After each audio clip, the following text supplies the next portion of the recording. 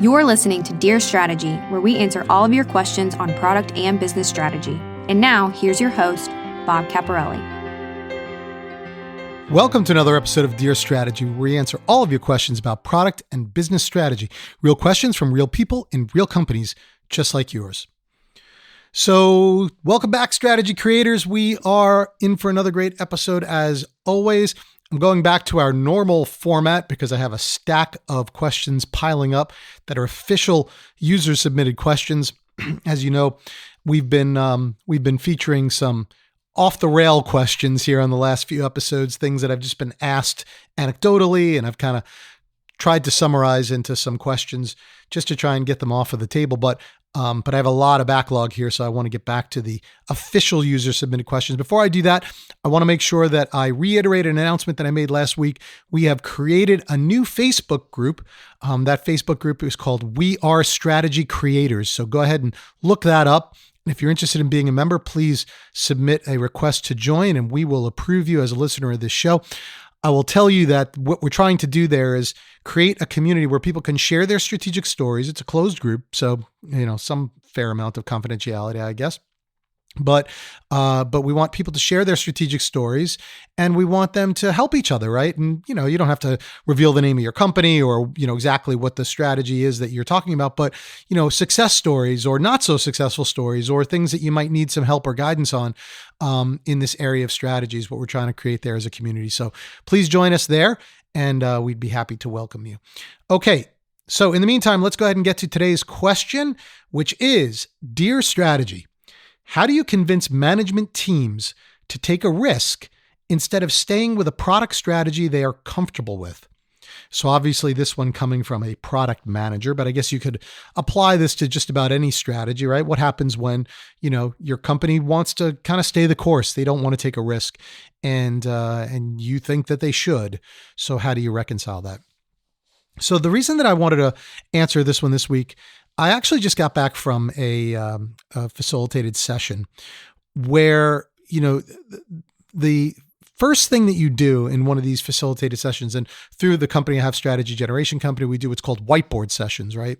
And so this is where I go in and I help companies kind of step through their strategy in real time. It's usually a leadership team or a business unit team, and they have a strategy that they're tasked with creating. They need some help. They need some outside eyes. So I go in and I help them through the process, and we whiteboard, right? And I do it in 2 days, and it's basically 2 parts, right? Part 1 is all about crunching through the data, the situation analysis, some people call it, but it's essentially looking at where you are, where you've been, and crunching all of that through. And there's a lot of information that you need to gather about your company, kind of what your trends are, what has been the performance, what's your strengths, what your weaknesses, about the competitors, right? Same thing. What's their strengths? What's their weaknesses? What are their strategies? What have they done? What have they not done? What's their products look like? How does it compare? And then, of course, something around the customers, right? A lot around the customers. Who are the customers? Segmenting the customers, the market trends that you see, the needs that they have. So there's a lot of data that you crunch through. And you have to do all of that before you even get to the forward-looking strategy. A lot of people in these sessions, they want to jump right to the strategy, right? What are we going to do? And let's get right to that because that's the fun stuff.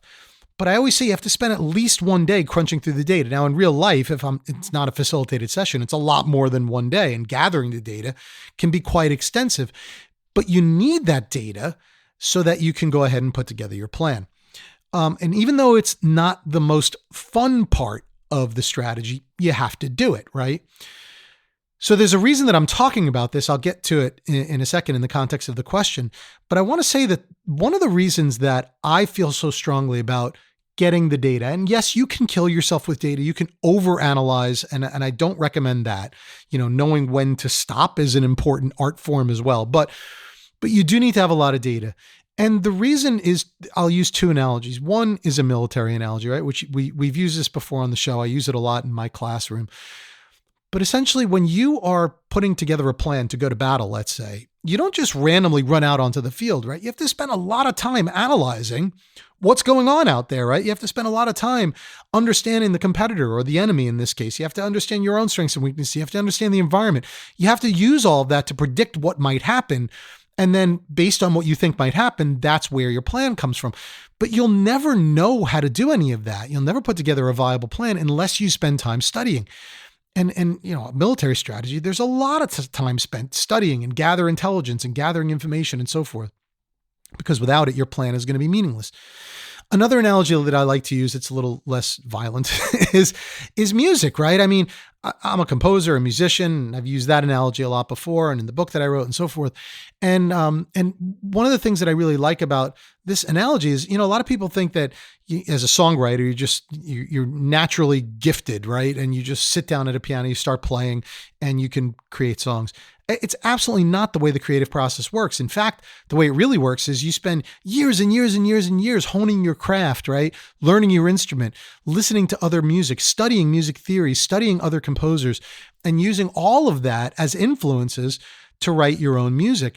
And you're also taking into account the influences of the market, right? What do customers want? What's trending? What are people listening to? What do they like? What do they not like? And whether you use that consciously, subconsciously, or some combination of both, you have to take all of that information in before you start coming up with new ideas that will actually connect with people. So I can probably come up with 7 different analogies, but all of them will come back to the same thing, that new ideas, new plans, successful ones at least, are only going to come when you do some level of analysis, when you look at the world around you and see what's trending and see what's going on. So you have to spend that time. So how in the world, Bob, does this relate to the question, which again, if we've forgotten, is how do you convince management teams to take a risk instead of saying something where they're comfortable? Well, the reason that I want to answer this with this setup is because most of the times when I see management teams not willing to take a risk, it's not because they're not willing to take a risk. It's because they're not trusting the strategy, or they're not trusting the people who are presenting the strategy.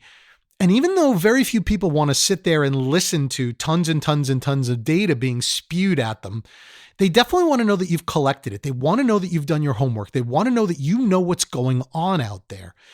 And once you can convince people of that, and you can convince people that you really understand the market, you understand the industry, you understand the competitors, you understand your company, then everything you have to say after that will have so much more credibility.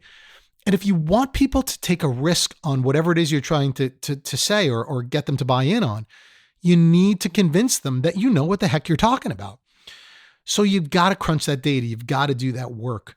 And I find that when people do that work and they show that credibility and they have a reasonable plan that is in line with what they've uncovered and what they learned, people are much more willing to take risks. Now, that's not to say that if you work in a company where your strategy is not to take a risk, right? And there are many companies like that, then you may have a harder time convincing your management. And then you have to know that going into it. But I think most of the times where I see this question, and I think this one comes from the same place, is, the companies always say, we want to be innovative. We want to take risk. We want to grow incrementally, a lot, in fact, and we want to do all these things.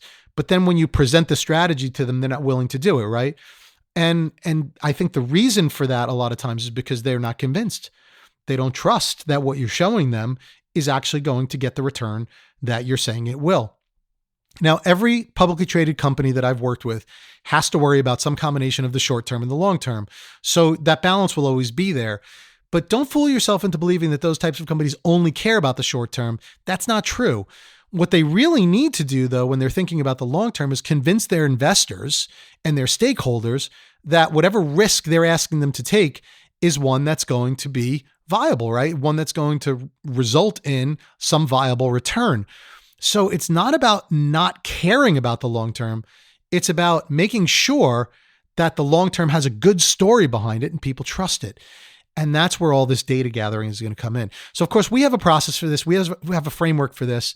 And I encourage anybody who's interested to go out to strategygeneration.com. That's the company that I use to teach strategy classes and strategy training and so forth. We have a lot of resources, a lot of tools out there, but go check out our framework and you'll see these cycles of development, half of which is going out and gathering information, right? And make sure that you do that. And then of course, take advantage of some of the classes that we offer. Right now we have on-site courses for strategy training. We are developing online workshops, and we'll be able to teach you all of these processes through that. So definitely go to strategygeneration.com and check that out. But even if you don't take advantage of those resources and you have your own strategic process, make sure you spend time on the situation analysis, understanding what's happening now and what has happened so that you can add more credibility to your future plan. So I hope that's helpful. Of course, if you have a question that you want to ask for the show, please go to dearstrategy.net or dearstrategy.com. They both work. Click on the Ask a Question link and you can provide us feedback or ask a question that'll be featured on the show. So we hope you'll take advantage of that. Also, don't forget to go back to that Facebook group. We are Strategy Creators. Go ahead and find that on Facebook and ask to join, trying to build up that community. So you have a lot of homework to do between now and next week. But while you're doing all that, don't forget to make time for the plan. We'll see you back here on another episode of Dear Strategy. Thanks again for joining. Thank you for listening to Dear Strategy with Bob Caparelli. To learn more or to submit a question to be featured on our show, please visit us at dearstrategy.net.